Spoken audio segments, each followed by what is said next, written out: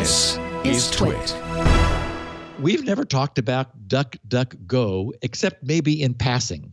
And, maybe I'm showing my age, but just, naming something DuckDuckGo and then saying, oh, yeah, this is the privacy protecting anti-tracking search engine. It's like, okay, are you guys serious? Really? DuckDuckGo? But what brought it onto my radar is it's breaking records. They had and recently reported that August was 2 billion searches, 4 million of their app extension installs, 65 million, and I really did appreciate this, they said guesstimated active users. We really don't know because ... privacy. And I thought, well, that's good that they don't know how many estimated users they have. They are going exponential. Okay, so let's forgive them this DuckDuckGo. I actually dug around a little bit, like wondering, what does that name mean? Where did it come from? We know that Google came from Googleplex, right? A really, really, really, really big number. So I thought, okay, and as you noted, Leo, I skipped over my childhood as much as possible. Yes. So what I learned, what didn't surprise me, DuckDuckGo is known, though I would argue not yet widely enough, which is why I knew it would be It's pretty widely known. I think, for instance, if you go into Firefox and look for alternative search providers, along with Google, there's DuckDuckGo. And I think that's probably how it's mostly known as a search provider. But they've now really kind of expanded. In fact, it's ironic because this morning on iOS Today, I recommended the DuckDuckGo browser on iOS. So they're really taken off. I don't know if that's a good thing. Usually it's a bad thing, to be honest. Yeah. Well, okay, so it was launched 12 years ago in 2008 by a guy named Gabriel Weinberg, who was an MIT grad. He had sold his previous operation, something called OpoBox, to Classmates.com, for which he got $10 million in 2006. And after that, he thought, okay, what am I going to do? He was juggling a few different concepts. He had the idea of structured data, Quora-style Q&A, and maybe programmatically combating search spam. So in an interview, he said, I started all these projects independently, and none of them really took off. Then I thought, maybe if I put them all together, there might be an interesting experience there. The result was DuckDuckGo, which he says is a search engine offering direct answers to people's queries. And that's kind of interesting because I find that I often ask Google a question. I don't just put in some like search term keywords. I might as well just write it because I figure maybe it's getting smart enough to like actually listen, like all of our other voice assistants are. So I'll just often frame my searches as a query. Well, it turns out that's exactly what DuckDuckGo expects you to do. And it tries to provide what they call instant answers at the top of the page that results from you asking it a question rather than merely delivering a list of links. It does that too, a little bit lower down.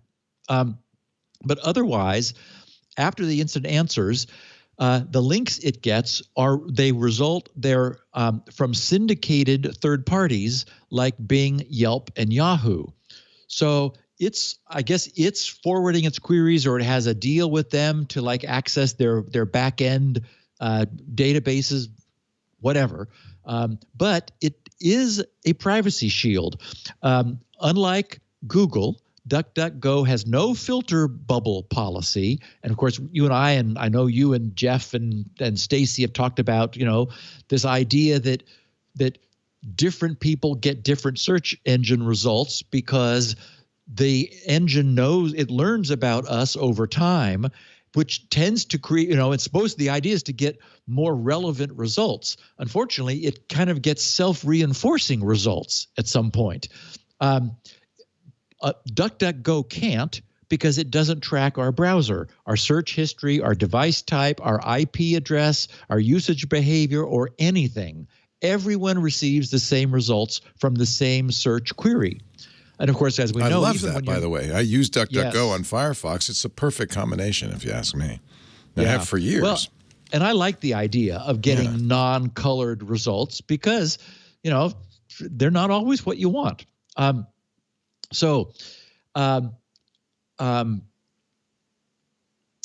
I didn't mean to interrupt. I threw you off. I It's apologize. it's completely okay. There was something I stumbled upon that I was really amazed at. And I can't see it here in my show notes. I'm just frantically scanning for it. It was really it was another way that we were being tracked that he mentioned that just startled me. Anyway, Google, of course, not only knows who we are, but according to, Alphabet's executive chairman, Eric Schmidt, he was quoted saying, "We know where you've been and we can more or less know what you're thinking about," which, Google's now bragging about despite their, do no evil motto. Here it is, to which Gabriel Weinberg would reply, "As long as you can tie searches together and you keep any shred of the information, any personal information that can tie things back to you," he says, "then I think it's not truly private." And, I never found out anything satisfying about the name. It's only that, as we mentioned before, it's actually shortened version of Duck Duck Goose, which is some sort of kids game, and so at least he What is this hide and seek you people are talking about? Indeed, you would like it. Everybody sits in a circle, and you tap the kids' heads, and you go duck, duck, duck, duck, and the minute you say goose, that kid now has to chase you, and you sit down. It's like tag in a circle. It's fun. I'm really glad I missed it. And there was some comment about like, oh, people are going to start saying duck it the way people say, oh, just go Google it. And I thought, no one is going to start saying go duck it. Not happen. Maybe that was his plan. Actually, that's interesting. Yeah, maybe that was it. Yeah, I'll keep working on that, Gabriel. You got a ways to go.